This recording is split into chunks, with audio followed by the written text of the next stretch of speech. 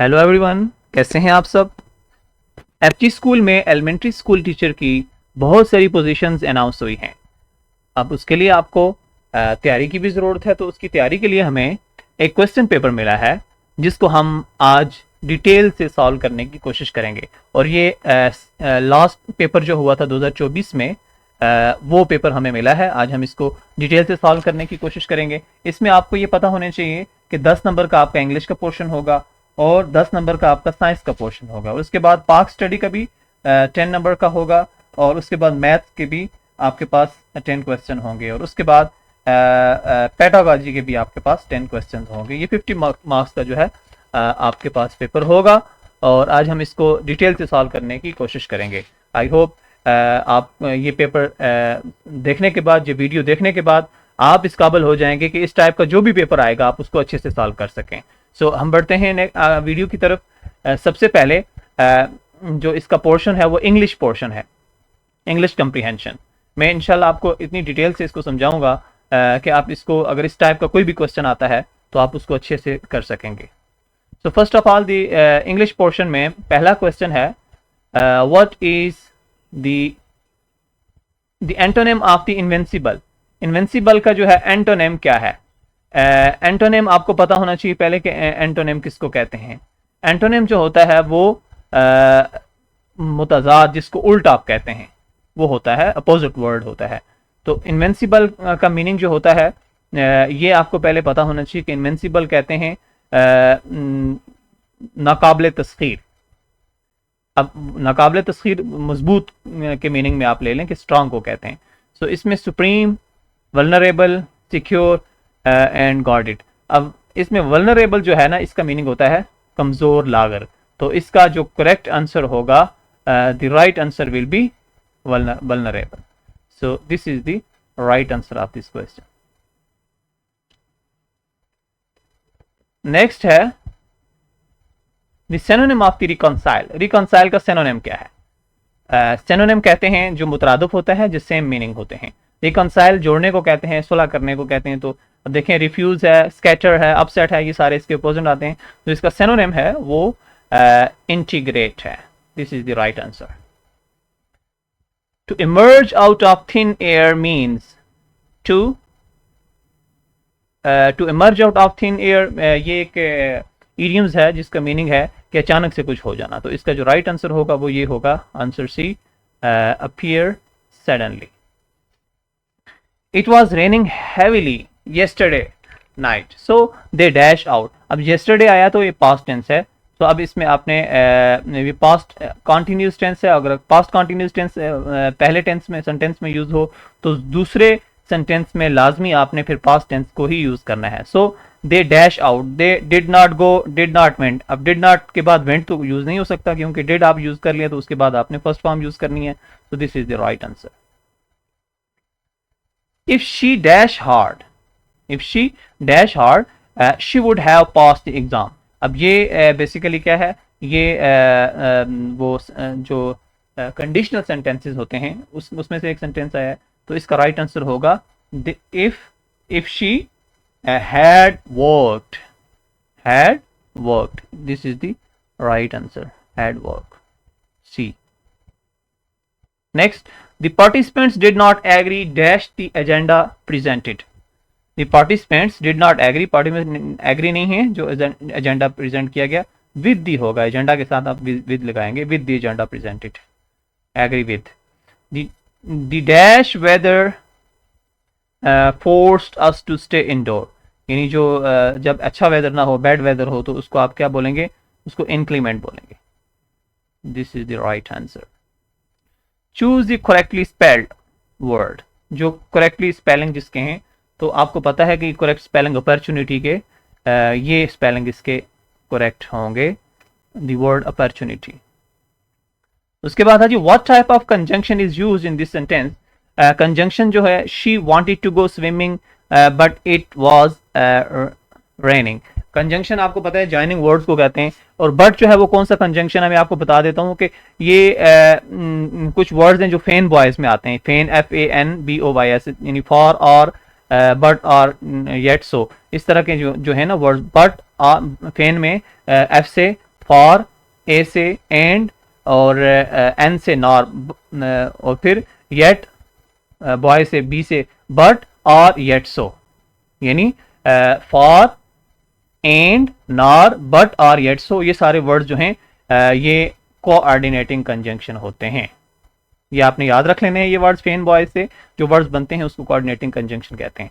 Choose the correct indirect sentences for he said to me where were you, ये इसका indirect बनाना है। He said to me where were you, he said to me where I had been, ये आपको पता होना चाहिए कि वेयर वर यू ये है पास्ट इंडेफिनिट टेंस है, ठीक है। पास्ट इंडेफिनिट टेंस हमेशा किस में चेंज होगा, वो पास्ट परफेक्ट में ही चेंज होगा। अब देखते हैं पास्ट परफेक्ट हमारे पास इधर कितने हैं। ही आस्क्ड मी, सेड तो नहीं होगा, आस्क होगा। He asked me where I had been, ये भी पास्ट परफेक्ट है, and he asked me where I had been, ये भी पास्ट परफेक्ट है। अब आपने देखना है कि क्वेश्चन मार्क इसमें आता है या नहीं आता है। अब जब डायरेक्ट से आप इनडायरेक्ट बनाते हैं तो फिर आपने ये याद रखना है, बेशक क्वेश्चन हो तो वहां पे क्वेश्चन मार्क हमने नहीं लगाना होता है। So C is the right answer of this question. So English portion हमारा कंप्लीट हो गया। Now we are moving towards the second part, it's general science. General science में पहला क्वेश्चन है the remains or traces of living organisms from past are named as, इनको क्या कहते हैं जी? रिमेन्स आर ट्रेसेस को लिविंग ऑर्गेनिज्म के, इसको फॉसिल्स कहते हैं। This is the right answer of this question. उसके बाद है जी average distance between the earth and the moon, moon और अर्थ के दरमियान जो एवरेज डिस्टेंस है वो जो राइट आंसर होगा 384 kilometre. Gobi desert is located in, ये चाइना और मंगोलिया में है जी गोबी डिजर्ट। उसके बाद है जी the freezing point of the pure water in Fahrenheit, Fahrenheit जो है इसमें फ्रीजिंग पॉइंट क्या है जी? ये इसका राइट आंसर है 32 Fahrenheit. This is the right answer. Which can be measured by an odometer, odometer आपको पता होना चाहिए, ये जो बाइक है या गाड़ी है उसमें जो मीटर होता है उसको भी ऑडोमीटर ही कहते हैं, वो डिस्टेंस मेजर करता है। ये कॉमन सा क्वेश्चन है। Waves commonly utilize in the night vision devices, कौन सी वेव्स होती हैं जी नाइट विजन डिवाइसेस में? ये माइक्रोवेव्स होती हैं जो नाइट विजन इसमें डिवाइसेस में यूज होती हैं। फिर है जी the other name of the thrombocytes in blood cells, ये कौन से हैं जी? वाइट ब्लड सेल्स होते हैं जो उसका दूसरा नाम होता है। उसके बाद है जी सिलेक्ट द लाइटेस्ट मेटल, सबसे छोटा जो मेटल है वो लिथियम होता है। This is the right answer. हम थोड़ा जल्दी जल्दी कर रहे हैं ताकि वीडियो ज्यादा लंबी ना हो जाए।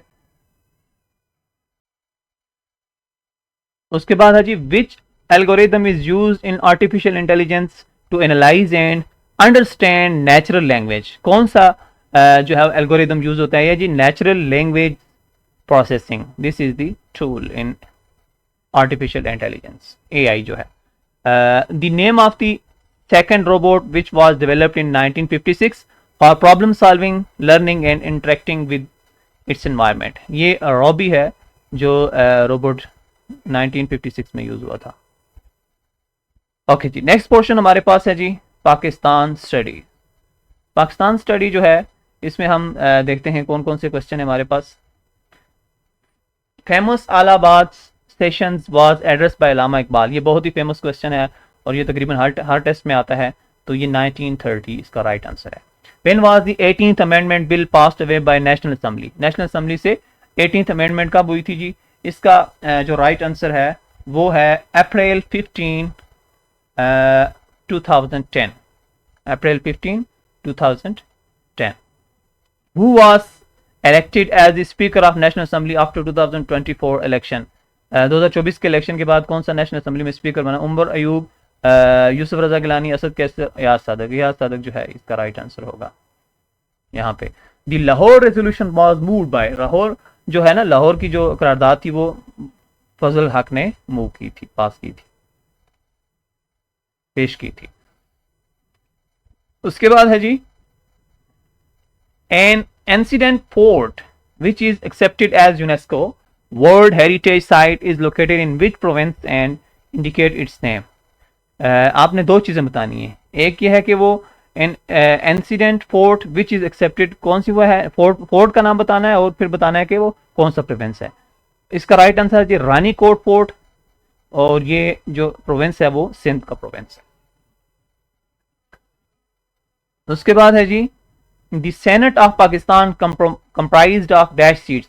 सेनेट की सीट जो है ना ये आजकल 100 सीट हैं सेनेट की, ये आप गूगल भी कर रहे हैं, कुछ वीडियोस में मैंने देखा है वहां पे वो गलत बताया गया है, 96 बताया गया है, तो ये आपका राइट आंसर 100 है। उसके बाद है Pakistan become a member of the United nation in 1947 में जब पाकिस्तान बना था तो तभी यूनाइटेड नेशन का वो मेंबर बन गया था। New political map of Pakistan was unveiled on 28 question जो है इसका राइट आंसर होगा 4 अगस्त 2020। नेक्स्ट क्वेश्चन है जी currently the status of Gilgit Baltistan is. Gilgit Baltistan का स्टेटस आजकल क्या है? ये आपको पता है कि कश्मीर का ये हिस्सा था, तो अब आजकल इसका स्टेटस क्या है जी? Semi provincial status, this is the right answer. Then the largest textile production centre of Pakistan, सबसे बड़ा टेक्सटाइल प्रोडक्शन कहाँ पे है जी? ये फैसलाबाद में है, इसको मैनचेस्टर भी बोलते हैं। ये भी इंपॉर्टेंट क्वेश्चन है। ये पाकिस्तान स्टडी के क्वेश्चन हो गए। अब हम जाते हैं जी जनरल मैथ की तरफ, मैथ के क्वेश्चन हम डिस्कस कर लेते हैं। If A and B are disjoint sets, अगर ए और बी डिसजॉइंट सेट्स हैं, then A intersection B is equal to, ये किसके इक्वल होगा? ये होगा जी इक्वल, ये खाली सेट के इक्वल होगा। ये फर्स्ट वाला जो है ये राइट आंसर होगा। Sum of the deviations of the variable y from its mean is always equal to, ये किसके इक्वल होता है? ये इक्वल होता है जी 0 के इक्वल होता है। The average of the first 5 prime numbers, first 5 prime numbers अगर आप एवरेज निकालेंगे तो ये होगा 5.6, सॉरी इसका राइट आंसर क्या है? 5.6। उसके बाद है जी सिंप्लीफाई 2 की पावर 3 मल्टीप्लाई 3 की पावर 2। इसको आप अगर सिंप्लीफाई करेंगे, सॉल्व करने की कोशिश करेंगे तो आपके पास ये राइट आंसर डी जो है वो राइट आंसर निकलेगा 72। 35 नंबर पे है जी the sides of the triangle are in the ratio 3:4:5 if the parameter is 24 centimetre what is the length of the longest side. सबसे बड़ी लॉन्गेस्ट साइड कौन सी होगी जी फिर ट्राइंगल की? तो उसका राइट आंसर जो है वो होगा 10 सेंटीमीटर, ये इसका राइट आंसर होगा जी। What is the average of the numbers 0, 0, 4, 10, 5 and 5। इसका जो है एवरेज नंबर आपने निकालना है, तो वो एवरेज नंबर इसका होगा 4। 4 is the average number. Okay, next है the range of the probability of each event lies between. इसका राइट आंसर आपके पास होगा जी 0 and 1 होगा। 0 and 1 is the right answer. If the coordinates of the point are -5 and 0 then it lies in, फिर ये कहाँ पे लाई करेगा? ये x एक्सिस पे फिर लाई करेगा जी। If 20% of is equal to 80% of B, if 20% of A is equal to 80% of B, यानी A का 20% और B का 80% एक दूसरे के इक्वल है, which of the following is equal to A plus B, कौन सा इसमें A प्लस B के इक्वल होगा? तो इसका राइट आंसर फर्स्ट वाला होगा जी 1.5 A। Which of the following expresses the area of the circle in terms of C its circumference. इसका राइट आंसर होगा जी सर्कमफ्रेंस का right answer C square over 4 pi, ये फर्स्ट वाला इसका जो है राइट आंसर कंसीडर किया जाएगा। तो ये जो है हमारा मैथ का पोर्शन कंप्लीट हो गया। अब हमारा पेडागोजी का पोर्शन रह गया है, वो हम सॉल्व करते हैं। The first question in pedagogy is which theory of cognitive development emphasises the role of social interaction and play in learning. कौन सी थ्योरी है जी जो कॉग्निटिव डेवलप में जोर देती है social interaction and play in learning में? ये सोशियो कल्चरल, ज़रा हम सोशल इंटरेक्शन का पूछें तो इसमें सोशियो कल्चरल लर्निंग बाय विगोस्की जो थ्योरी थी विगोस्की की, वो थ्योरी जो है इसका राइट आंसर है। उसके बाद है जी what instructional strategy encourage students to analyze information and draw conclusions। इसका राइट आंसर होगा जी इंक्वायरी बेस्ड। स्टूडेंट्स को क्या करती है जी, analyse information and draw conclusion. तो इंक्वायरी बेस्ड जो लर्निंग है उसमें ये परफॉर्म होता है। The national students that outline learning expectations for students are called. इसका राइट आंसर होगा जी स्टैंडर्ड्स। क्या होगा? स्टैंडर्ड्स।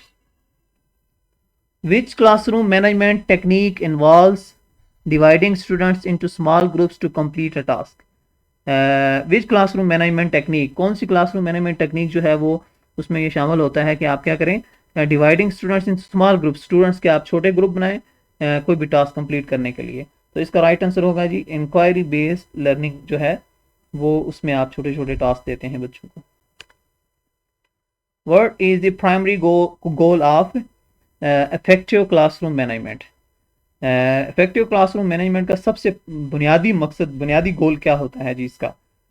इसका बुनियादी गोल होता है to create safe positive and conductive learning environment, ताकि आप कैसा एनवायरनमेंट, सेफ पॉजिटिव और कंडक्टिव एनवायरनमेंट आप क्या करें, क्रिएट करें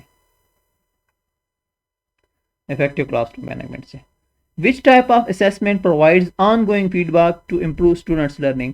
ऑनगोइंग जो फीडबैक होती है ना वो फॉर्मेटिव असेसमेंट होती है, और एट द एंड जो होती है वो समेटिव असेसमेंट होती है। ऑनगोइंग असेसमेंट जो होती है वो फॉर्मेटिव असेसमेंट हमारा राइट आंसर होगा। उसके बाद है जी which model of learning combines in person instruction with online और डिजिटल कंपोनेंट्स? कौन सा ऐसा है जी मॉडल है जो learning combines in person instruction और ऑनलाइन या डिजिटल कंपोनेंट्स में होता है जी? वो मॉडल है जी इसका राइट आंसर होगा ब्लेंडेड लर्निंग। ब्लेंडेड लर्निंग जो है ऐसा मॉडल है जिसमें आप ये कर सकते हैं। नेक्स्ट क्वेश्चन है जी which pedagogical approach emphasis developing students emotional intelligence and social skills? Social skills और इमोशनल इंटेलिजेंस जो है वो कौन से मॉडल के थ्रू आप करते हैं? तो इसका राइट आंसर होगा जी फ्लिप्ड क्लासरूम। कौन सा होगा जी? Flip classroom. जी what is the key principle behind the flip classroom model? जो की प्रिंसिपल है ना, बुनियादी प्रिंसिपल जो है वो फ्लिप क्लासरूम मॉडल के पीछे क्या है? इसका है जी lectures are delivered in class and activities are completed at home. Flip जो क्लासरूम मॉडल है उसका ये इंपॉर्टेंट फीचर है, की प्रिंसिपल है जी। उसके बाद है जी प्रोजेक्ट लर्निंग जो है, पीबीएल के बारे में पूछा गया। In project based learning students engage in projects that require them to, क्या करते हैं जी प्रोजेक्ट बेस्ड में? इसका राइट आंसर होगा जी passively receive information from the teacher. Teacher की तरफ से जो है ना पैसिवली इंफॉर्मेशन रिसीव करता है, यानी टीचर इसमें इतना एक्टिव नहीं होता है, इसमें स्टूडेंट्स ज़्यादा एक्टिव होते हैं। I hope you understand about all the question of this paper. अगर आप चैनल पे न्यू हैं तो काइंडली चैनल को सब्सक्राइब कर लें और बेल आइकन को भी क्लिक कर लें ताकि आने वाली हर वीडियो आप तक पहुंच सके।